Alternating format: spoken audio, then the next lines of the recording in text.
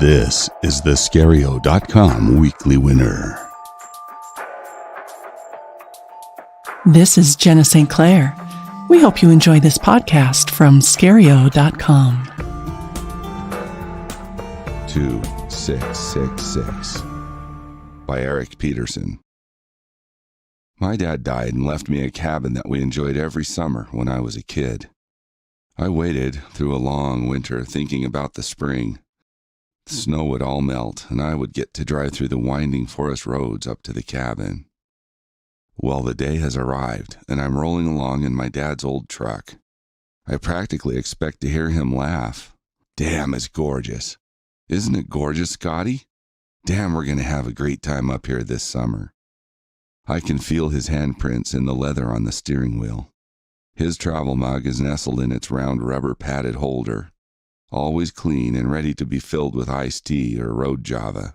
That's what my dad called coffee from a gas station or a snack bar. The sights and smells from both inside and outside the truck hit me hard when the road starts winding, getting steeper, taking me higher up the mountain. I'm in a mood altogether new to me by the time I reach the cabin. I've never felt like this in my life. It's like a deeper kind of sad. I thought I would feel like old times, being at the cabin again. It's all familiar, but weird, oddly silent, like a museum. Inside, the cabin feels uncomfortable to me, so I grab the binoculars and head out onto the deck. I look for game birds, ducks or geese. I scan above the trees and over the lake. The breeze hits me in the face, cool and sweet. Smells like earth and pine, spruces and firs, some ponderosa too. Now I feel at home. Now it's getting dark. The sun is fading and it's beautiful. I'm enjoying the deck so much I stay and scan the trees, spotting squirrels and chipmunks, a bat. And wait, what's that? On a long, straight branch is, what, a man? He's standing there like a man, perfectly balanced and calm, not moving at all. I scan his body and he's big, thick and stout, but not fat. He's way up in that tree too, like 40 feet. How'd you get all the way up a ponderosa? I get to his face, and he's staring right back at me. Startled, I lose sight of him in the binoculars. Scanning the trees, my heart racing, I find the long branch. I'm sure it's the same branch, but he's not there.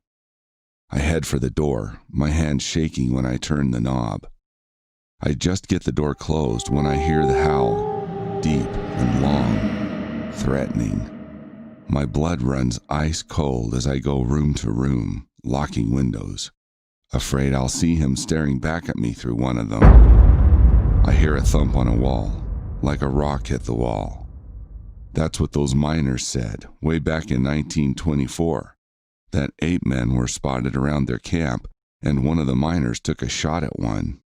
That guy shooting at one of the 8 men must have made them angry because a bunch of them came to their cabin and made a real mess of it, throwing rocks, rolling down big boulders onto it from high up the hill behind it.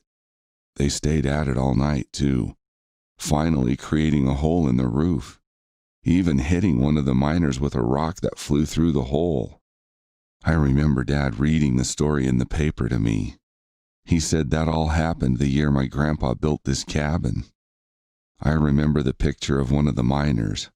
He had his gun in his lap during the newspaper interview. Grandpa left the paper in the cabin, and that scary story kept me up late more than once. More thumps on the wall, then another howl. I want to look out a window and see how close he is. I'm too scared. I think it's one of those Bigfoot, Sasquatch, 8 men.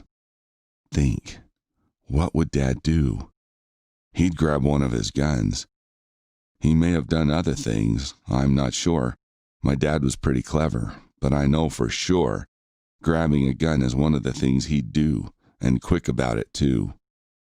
Our gun safe is in the cabin's basement. I take the steps 2 at a time and I'm next to the safe in a second. I hear a crash from upstairs. Loud thumping of footsteps shake the floor above me. I run to the safe. It's full of guns. Guns I know how to use, and I'm glad that I do. I feel relieved, even happy, because I'm going to show that monster who's boss. Locked. God damn it. The safe is locked, and my dad never told me the combination. I talk to my dad. A desperate plea. My last hope. Help me, Dad. If you can hear me, I need you now. Then instantly, I hear him. He used to say, never forget the ammo, son. The gun's no use at all without the ammo. Always remember the ammo. Ammo. But the safe is a numbered keypad. It takes 4 digits, numbers my dad never told me. But on a phone 2666, you could dial ammo with the keys 2666.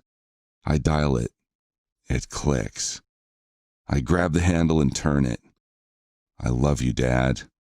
I grab the Benelli shotgun, the Super Black Eagle. The steps are closing in on me. I rack the receiver, spin, pulling the trigger and shooting from the hip. The monster's huge, towering over me, but he's staggered, stumbling backwards away from me. The Benelli is an automatic. Down he goes. Thanks to ammo and my dad.